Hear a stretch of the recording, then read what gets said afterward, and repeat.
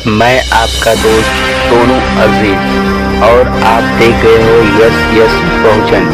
मेरे चैनल को subscribe, like, share और साथ में आपकी क्या राय है कमेंट जरूर करें। धन्यवाद, नमस्कार, जय हिंद।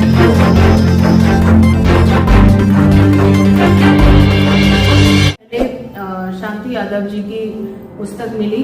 चूंकि आज इसका समीक्षात्मक ये जो प्रोग्राम है ये इसकी समीक्षा पर ही है, तो हालांकि पहले मुझे थोड़ी झिझक महसूस हुई, मैं आपको बताऊं, क्योंकि दलित साहित्य में हम मिथकों को नकारते हैं। हम दलित साहित्य ने ये अपने एक मानदंड बनाया है कि कोई भी मिथक हो, चाहे वो रामायण हो, चाहे महाभारत हो, चाहे पुराण हो, कोई भी हो, हम उनको नहीं मानते। क्योंकि इसलिए नहीं मानते क्योंकि अगर हम इन्हीं के चक्कर में रहे तो शायद आप समझते हैं कि जो समाज 2500 साल से जिसको दबाया गया, अगर वो अपनी एजुकेशन के लिए, अपनी शिक्षा के लिए, अपनी तरक्की के लिए काम नहीं करेगा तो वो उसी गर्त में पड़ा रहेगा।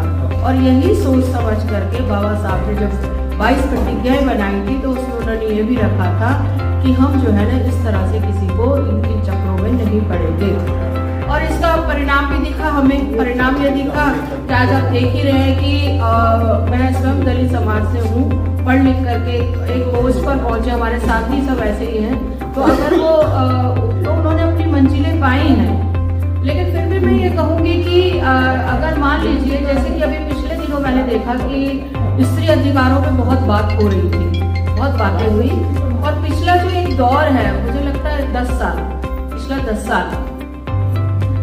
10 साल में जो इस तरह के पात्र चुने गए हैं, जो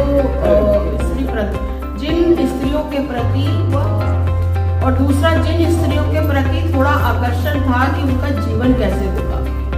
तो एक पात्र जो हमने अभी देखा कि कुछ हमारे जो सो कॉल्ड मुख्य धारा की लेखिकाएं हैं, उन्होंने बहुत सारे पात्र चुने। कोई मल्लिका पे लिख रहा है, कोई आंखोपाली पे लिख रहा है, कोई किसी पे लिख रहा है, कोई किसी पे लिख रहा है, और तो उन्होंने उनको पात्रों को खोजा। अब मैं ये समझती हूँ कि इन पुराने पात्रों को खोज करके क्या होगा। तो हमारे सामने बहुत सारे पात्र और भी हैं जिन्होंने बहुत संघर्ष किया। सावित्रीबाई फुले हमारे सामने, जिन्होंने 18 स्कूल खोले, उन पे कोई किताब क्यों नहीं लिखता है ना। हमारे सामने रमाबाई अम्बेडकर है, हमारे सामने और बहुत सारी नायिका है, हमारे सामने उदा देवी पासी है जिसने कि 34 अंग्रेजों का कत्ल किया था आजादी की लड़ाई में, हम उनके ऊपर क्यों नहीं लिखते।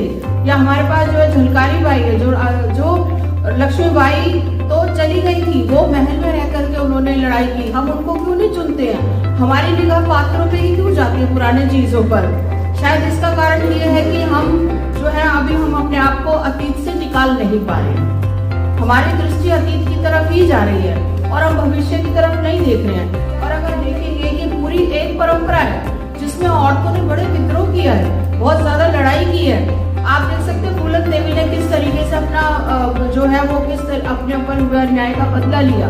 तो हमारे पास अगर हम चाहें तो हमारे पास 2 तरह के पात्र हैं। एक तो हमारे पास जो अतीत के पात्र हैं, ऐतिहासिक पात्र हैं जिनके साथ अन्याय हुआ, और एक वो जिन्होंने अन्याय का बदला लिया।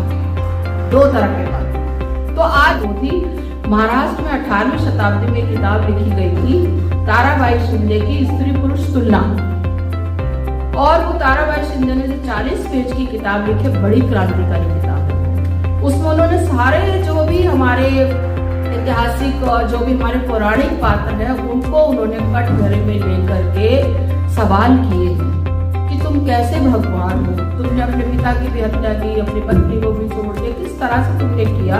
तो उन्होंने इस तरीके से सवाल उठाए। वो 40 पेज की किताब बड़ी पावरफुल है। ऐसे ही ये वाली किताब भी बड़ी पावरफुल है। कहने को ये अंतर्द्वंद है, सीता के अंतर्द्वंद है, लेकिन मैं इसे सीता के अंतर्द्वंद नहीं मानती, सीता के सवाल मानती हूँ।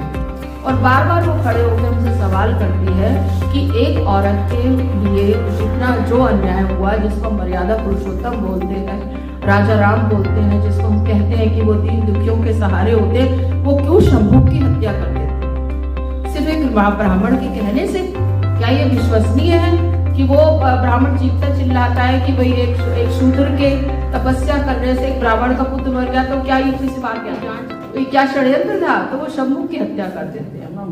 तो इस तरह की घटनाएं जो है वो इन पर शांति यादव अपनी निगाह डालती है। और प्रॉपर मैं ये कहूंगी कि पूरे इसमें जो है वो दलित, आदिवासी और जो हमारा जो पिछड़ा जो वर्ग है उसका जो एक विमर्श है वो इस किताब में है।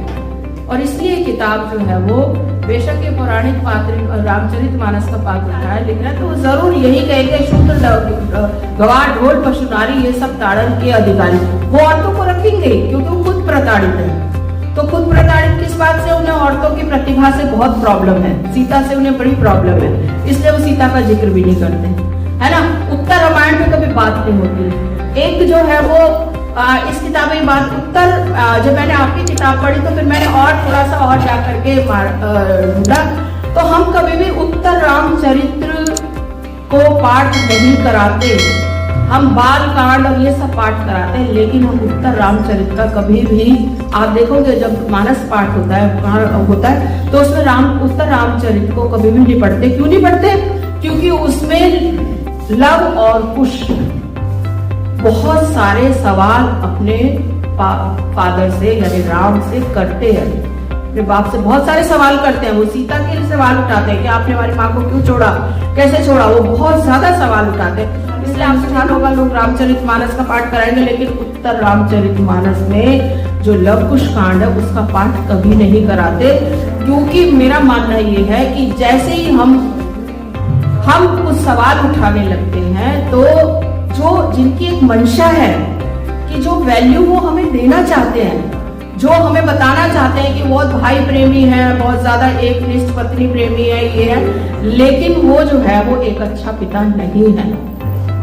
और हमारे यहाँ अच्छे पिता की जो परिभाषा है वो हमने अपनी घड़ी, हमारे पिता कौन है? ज्योतिबा फुले, एक ऐसे पिता जो अपनी पूरी जिंदगी हमारे लिए लगा देते हैं। हमारे पिता डॉक्टर अम्बेडकर है, जो अपनी पूरी जिंदगी अपनी संतानों के लिए लगा देते हैं, उनके अधिकारों के लिए, केवल यहाँ तक कि वो संविधान तक लिखते हैं ताकि उनके जो बच्चे हैं वो आगे अपनी तरक्की का रास्ता देखें, उनको मौलिक अधिकार मिले।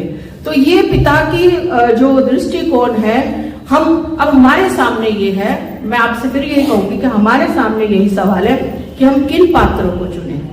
हम उन महिला पात्र बहुत ज्यादा जो हमारे अंदर ताकत और स्फूर्ति भरे, या उन महिला पात्रों को चुने जो हमें ये कहें कि जिनके कहने से लोग कहें देखो तुम्हें बनना हो तो सीता जैसा बनो, वरना मत बनो।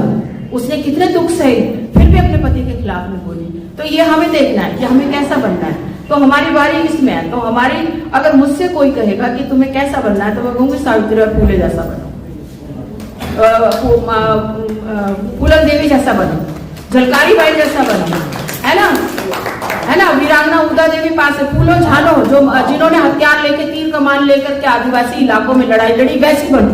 अगर बनना है तो हमें वैसे बनना है। तो हमें इन चक्रों, तो फिर भी मैं अंत में जो हमारी शांति यादव जी हैं